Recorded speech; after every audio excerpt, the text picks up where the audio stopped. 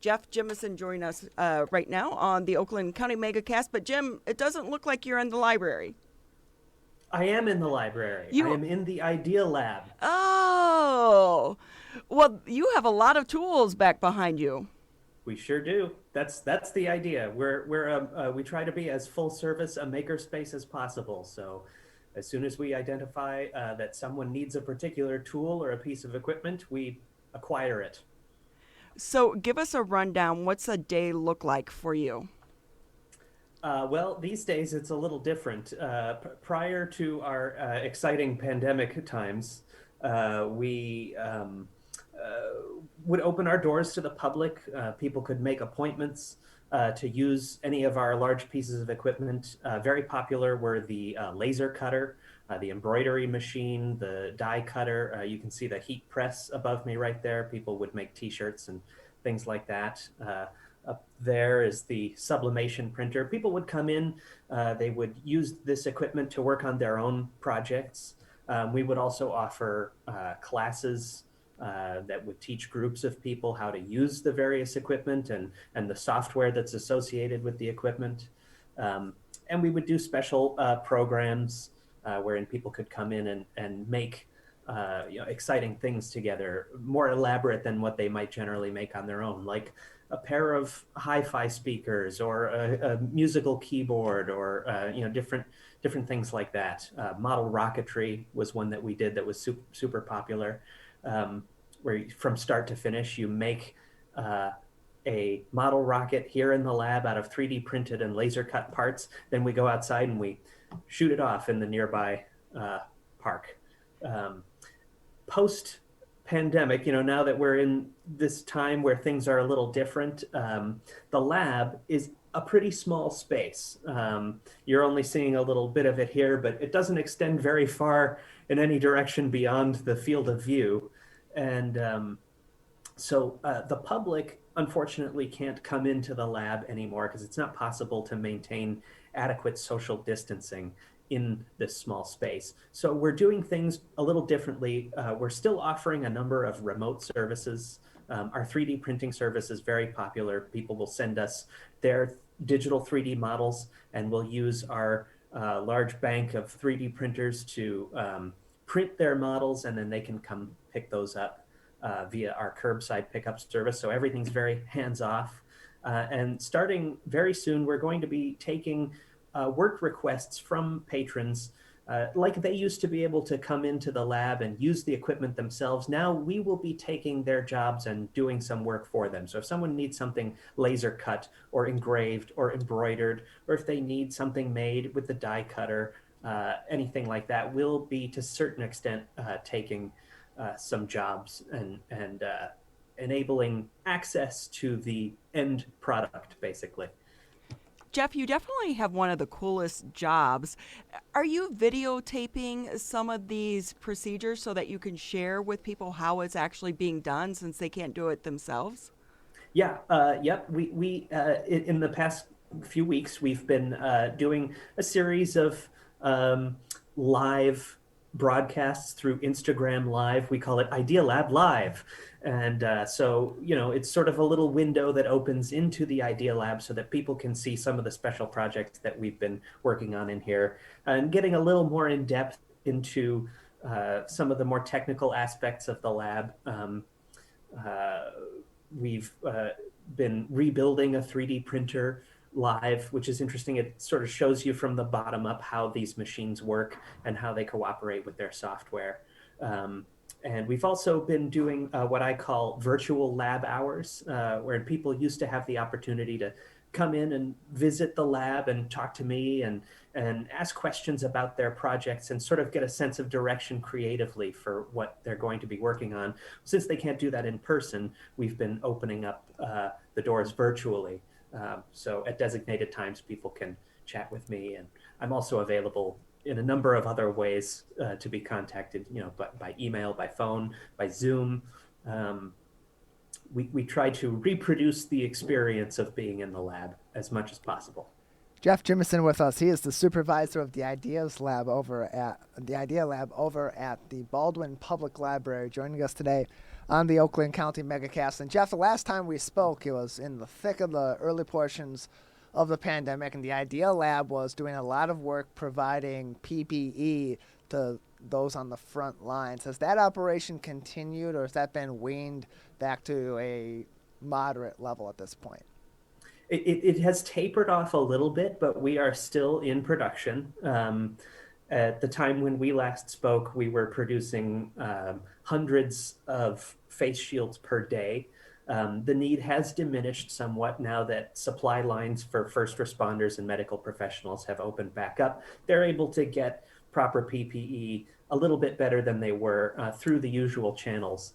But there are still areas of need, both in the community and in the nation at large, that we're trying to help fulfill. We have small requests coming in from local people. We'll just donate whatever quantity of face shields is necessary. And then we have larger groups that we're focusing on, struggling areas, fire departments. There's a reservation in Arizona that just placed a request for 1,000 face shields. So we still have a couple of 3D printers that are specifically dedicated just to producing PPE and face shield parts. Jeff, we've all had to change the way we live and change the way we work and we operate during this pandemic. I wonder, for you and your team, what have you changed that you think is a positive that may stick around post-pandemic? One of the things that I have been working to establish since the lab unfortunately had to close its doors to the public is the idea of a circulating tool library, where a lot of the equipment that you see behind me and other pieces of equipment in the lab, working to get that so that patrons can come in and check those out, just like you would check out a book or a DVD. If you need a Dremel, or if you need a sewing machine, you can check those items out, take them home, use them, and bring them back when you're done. And while we're still in the process of setting that up, turns out it's kind of a task to set that up. But when it rolls out, I have a feeling it's going to be very popular, and I'm certain that it will stick around even when things clear up, fingers crossed. Yeah, because some of this stuff is expensive. So if you just want to make one mask, you don't want to go out and buy an entire sewing machine. So this would be such a great asset for the community. So I hope that does work and that gets up and off the ground. What are some of the things that you are making there that you didn't make before besides the PPE? In terms of the requests that we're getting from patrons for things to be printed, a lot of it is much the same, with perhaps a slightly larger focus on user-made items. Prior to the pandemic, it was really common for people to go online, scour the internet for a 3D model that they were interested in, and send it to us for printing.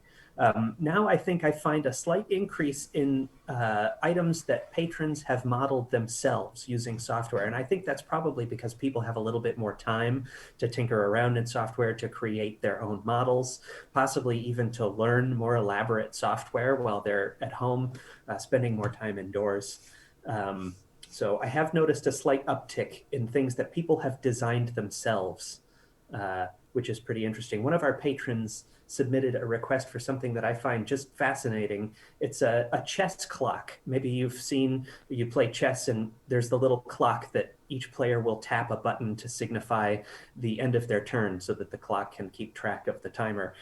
We have a patron who designed an app for a cell phone, and depending on which way the phone is tilted, the clock time will reset for one player or another, and 3D printed a sort of wedge shape that the phone slots into. So you tilt the wedge and it tips over to one side, and that means it's this player's turn. And you tilt the wedge to the other side, and that means it's this player's turn. And he designed that completely from scratch, and we got to see multiple revisions, of his prints. And it's fascinating to see how patrons will concoct these inventions, and we get to see the entire production process and help with it. And it's a lot of fun. Yeah, people are so creative. They're definitely using some of this downtime to learn new skills and come up with some new things. And I will say, so how does that work? If I send it to you, then is there a price associated with it? Well, at the moment, no. No. We are offering 3D prints for free for now. Prior to the pandemic, we were charging a modest cost of $1 per print request plus 3 cents per gram of weight. But sort of like setting up the circulating tool library, it's proven to be a little more challenging to come up with a way to accept payments remotely for our lab users. So because we're not able to accept payments, we're just providing the service for free for now. That may change at some point, but for now, things are free. Jeff Jimision is the supervisor at the Idea Lab at the Baldwin Public Library, joining us on the Oakland County MegaCast. An interesting new venture at the Baldwin Public Library. You've started producing a podcast with the Baldwin Public Library. Can you talk to us a little bit about what people can expect when they listen to that podcast? Sure. That was one of the things we did with our own downtime. Prior to the reopening of the library, when we were all working from home, several of my coworkers approached me with this idea of creating a podcast. And it was pretty loose, a free-form idea. But I have some media production experience, and that's sort of what I do. I make things, digital things, physical things. And so they said, hey, you seem like the right person to help with that. So we're just about to release episode 2 on October 1st, and they'll be coming out every month. And the format, we start with segments from librarians discussing and reviewing different materials that are available to patrons at the library. In our first episode, we talk about a service called Creative Bug, which is a really great website where you can learn about how to perform different artistic disciplines, how to make different projects. It's sort of like a list of almost like recipes, but for making things. And it's a fantastic resource. And so we discuss, their watercolor painting classes. We discuss their paper craft classes, things like that. And then in the latter half of every episode, we interview someone who's important to us or important to the community. In episode 1, we interview Jody Lynn of Jody Lynn Doodles, who's a local artist, and we discuss her workflow and her inspiration. In episode 2, we discuss one of our regular users here at the Idea Lab, Sandhya Garg, who's a fashion designer and was a contestant on Project Runway. So we get a little insight into how her process for fashion design works and how she got her start, things like that. So every episode's a little different. Those are so awesome. Jeff, where can people find them? Anywhere that good podcasts can be downloaded. Spotify, Apple Music, Google, pretty much anywhere. And what's the name of the podcast again? It's called Beeple People, BPL, PPL. Okay. How'd you guys come up with that name? That's a good question. It's one of those things that just sort of emerged, it bubbled up from the ether, sort of like simultaneous. I think it was a humorous abbreviation used in an email, and it sort of stuck. There you go. Jeff, you guys are doing amazing things and such creative things over there at the library. What do you want people to know that maybe aren't members of the library, or they live in the area, but they haven't been to a library in years?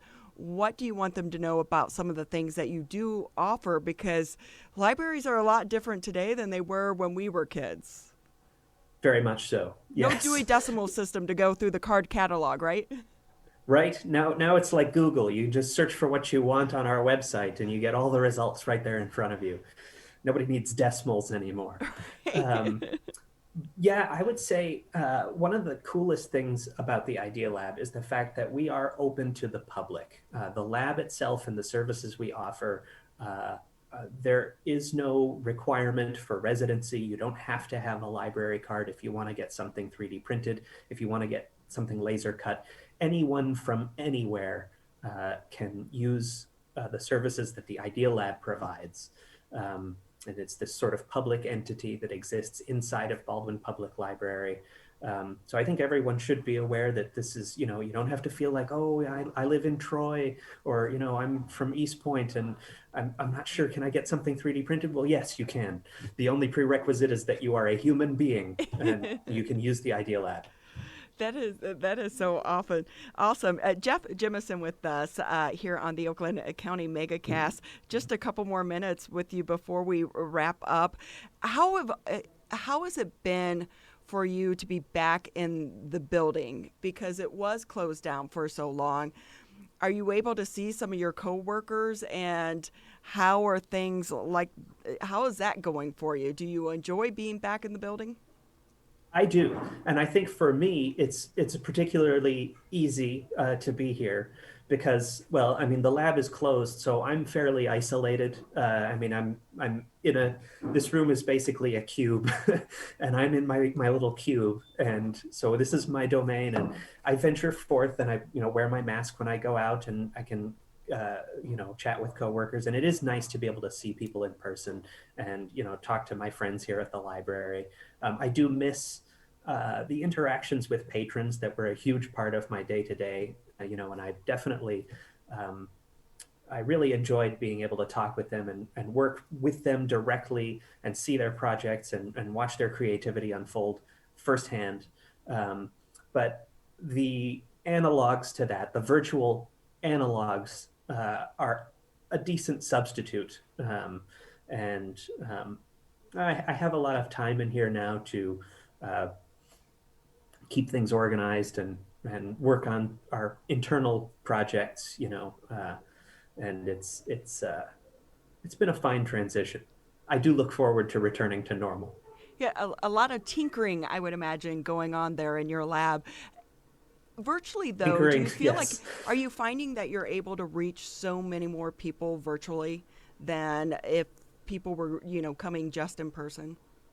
Yeah. I mean, this is a small space, and prior to COVID, when we would do a program, if it was taking place in this room, the maximum amount of people we can get in here comfortably is like 6, maybe 8, if everyone wants to stand shoulder to shoulder. Now that we're doing more virtual programs, like when I will do a broadcast of Idea Lab Live on Instagram Live, there'll be 150 people who watch throughout the course of the evening. And I would never have a turnout like that if it weren't for the fact that it's a virtual program. Some of the programs that we're offering now are what I call take and make programs. So we will assemble a sort of kit of all the supplies you'll need to make a certain thing, whether it's like a 3D printed spring-powered car or a really elaborate foam dart launcher, something like that. People will come, they'll take the kit home, it'll have everything they need to build it, it'll have detailed instructions that we've created on how to put it all together. Whereas before, maybe the maximum we could do is 12 or so, and now we're able to do 30, 60, 120, as many as we can make and put out there. So yeah, I think we are reaching more people. The COVID crisis helping you reach so many more people and sparking their creativity. Jeff, thanks for being with us this morning on the Oakland County MegaCast. I'm going to tell you, I'm going to go on Instagram and start following you and download your podcast too. Again, give the name of the podcast. It's Beeple People, BPL, PPL. I'm going to download it on my way home. Thank you so much for being with us. We do appreciate your time this morning. Thanks for having me.